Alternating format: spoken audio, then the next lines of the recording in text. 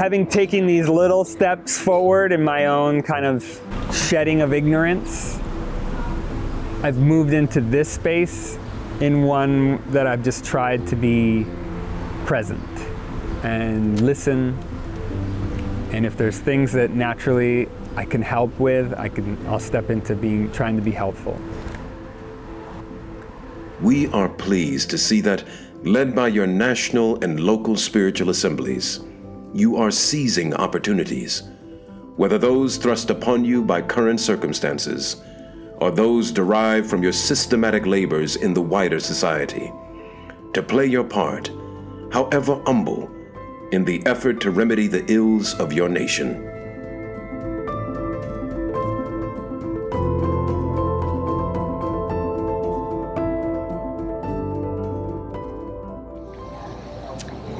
So the day after George Floyd was killed, the assembly met and consulted and immediately realized that we definitely needed to consult with our auxiliary board members in the Institution of the Learned, that was going to be an important element to ensuring that our consultation and whatever actions we chose to undertake were done in alignment with that institution. You know, I serve as an auxiliary board member, and so I believe it was either that Tuesday or that Wednesday. So Tuesday was when we were here, so it was Wednesday. Both my colleague, protection board member, and I were called. We were able to join a Zoom meeting with the LSA. They shared what they were working on and thoughts, and we had just looked at a lot of guidance. So the assembly decided that we wanted to get a message out to the community as quickly as possible, and also just start, hopefully, to create some further and deeper relationships within the greater community in our neighborhood as well.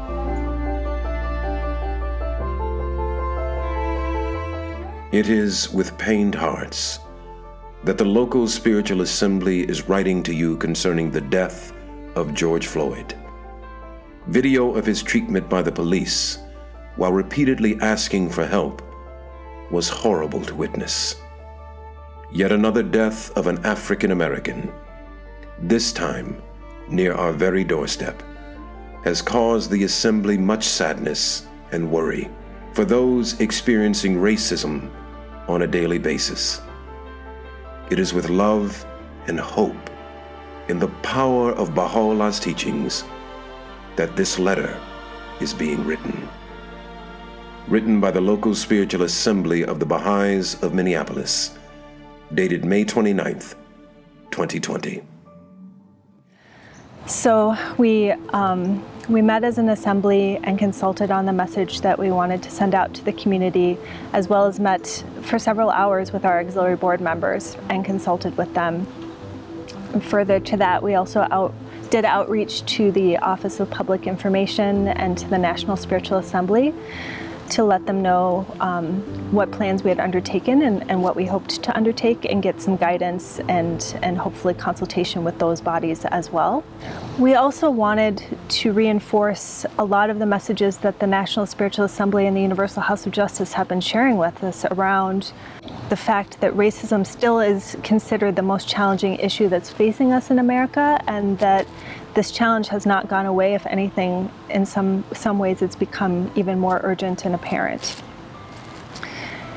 We also wanted to ensure that we gave our community some type of line of action to be able to feel like they had a way to express what was in their hearts and their minds. So we wanted to share with them that, we were praying for our community, and that we wanted to pray with them for our community together, that holding devotional gatherings, both remotely and socially distanced, would be one method that we could take action, but that we also have these beautiful lines of action that have been given to us as a part of the structure of the 5-year plan and the structure of building community, and that if we intensify and increase our efforts around these community building efforts, then we build a community that is just, a community that is vibrant for all, and that our focus and our energy should continue to be on that through a lens of racial justice and social justice.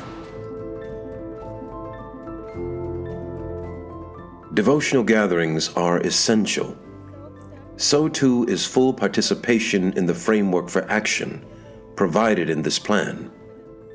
It is in these spaces, including home visits, children's classes, and study circles, where we are building community. It is in these spaces where, guided by prayer and spiritual principles, we are having elevated, sometimes difficult conversations and creating the bonds of friendship which will transform our community. Where there is love, where there is love, nothing is too much trouble, nothing is too much trouble. I think we're quickly beginning to see and feel like family. Throughout this entire process and through this entire intense period for our city, the Minneapolis Assembly has really depended and relied on the power of prayer and the power of divine assistance. It very often has happened that when we need something, it just arrives, or the person that we need and the resource that we need just arrives. I've also come to realize that when it comes down to it, it's all about just getting to know your neighbors.